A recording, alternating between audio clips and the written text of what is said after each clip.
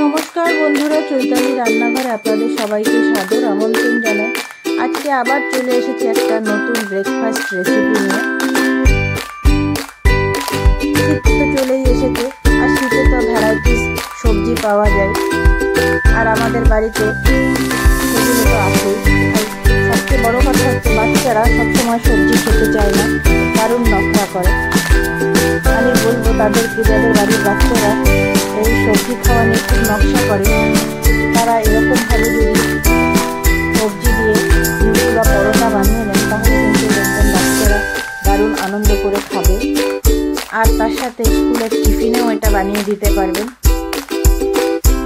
চলুন তাহলে রান্নাটা শুরু করি।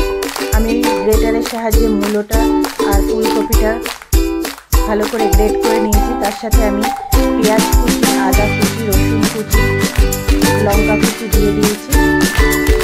আমি গ্রেটারে না একটু তেল মাখিয়ে নিই, তাহলে কি হয় যেটা গ্রেট করা হয় সেটা লেগে থাকে না, সঙ্গে সঙ্গে এটা পড়ে যায়। এরপর আমি এখানে 2 কাপ আটা দিয়ে দিচ্ছি। আটা দিয়ে এটাকে ভালো করে আমি মিশিয়ে নিয়ে তারপর এর মধ্যে একটু মশলা দেবো। এখানে আমি একটু লঙ্কার গুঁড়ো দিচ্ছি 1 চামচ, 1 চামচ গরম মশলার গুঁড়ো দিচ্ছি, আর 1 চামচ আমি কসুরি মেথি দিচ্ছি, 1 চামচ জোয়ান হালকা ক্রাশ করে দিয়ে দিচ্ছি। আবার ভালো করে একটু মেখে নিলাম। এবার 1 চামচ নুন দেবো আর 1/2 চামচের একটু কম চিনি দিচ্ছি। আমি দিয়ে ভালো করে এটাকে আটাটার সাথে মেখে নিচ্ছি সবগুলো মশলা।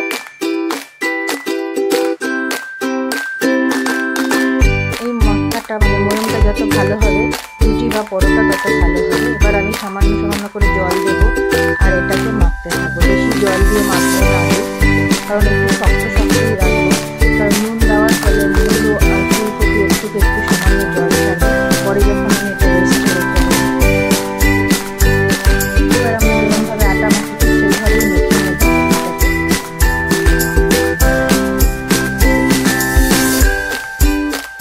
ভালো করে হাত দিয়ে ঢেকে নেব।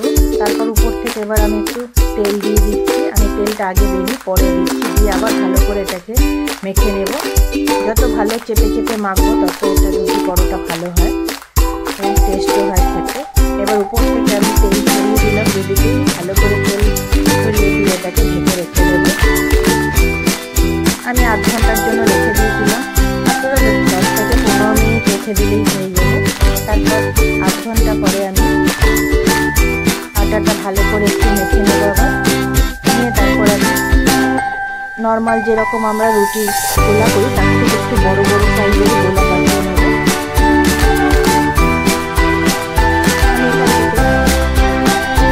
সবার মতো গোলা কাটিয়ে নিয়েছিলাম। এবার আমি এক এক করে বেলে নিচ্ছি।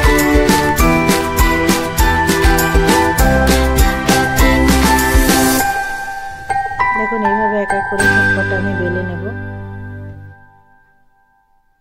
আর এই রুটি পরোটা বেলতে বেলতেই বলি যে আপনাদের যদি আমার এই রান্নাটা ভালো লেগে থাকে তাহলে আমার চ্যানেলটা অবশ্যই সাবস্ক্রাইব করবেন আর লাইক করবেন, শেয়ার করবেন।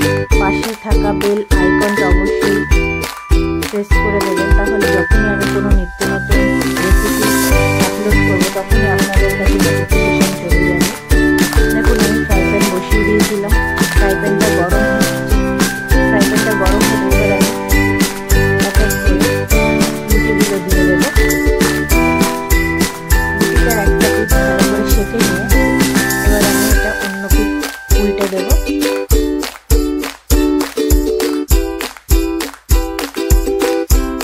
তারপর আবার আরেকটা দিয়ে দিলাম। ঠিক একই প্রসেসে আমি রুটিগুলো সেঁকে নেব। রুটি পরোটা সেঁকতে আমরা সবাই কম বেশি জানি, সুতরাং এটা বলার কিছু নেই। এরকমভাবে একটু চেপে চেপে যদি আমি ভেজে নিই তাহলে খেতে কিন্তু দারুণ খাস্তাও হয়, খেতে টেস্টও হয়। এরকমভাবে আমি এক এক করে সবটাই ভেজে নেবো। ঘি দিয়ে আমি ভাজি, আপনারা চাইলে রিফাইন তেলে ভাজতে পারেন। আমি এখানে 1 চামচ ঘি দিয়েই ভেজে নিচ্ছি।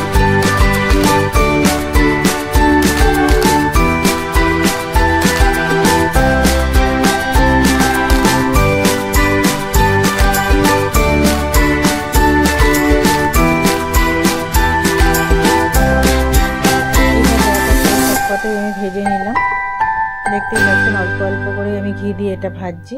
ব্যাস আমার রেডি হয়ে গেছে। এবার আমি এটা সার্ভ করে দেবো। আমি এটা পরিবেশন করেছিলাম টক দই দিয়ে।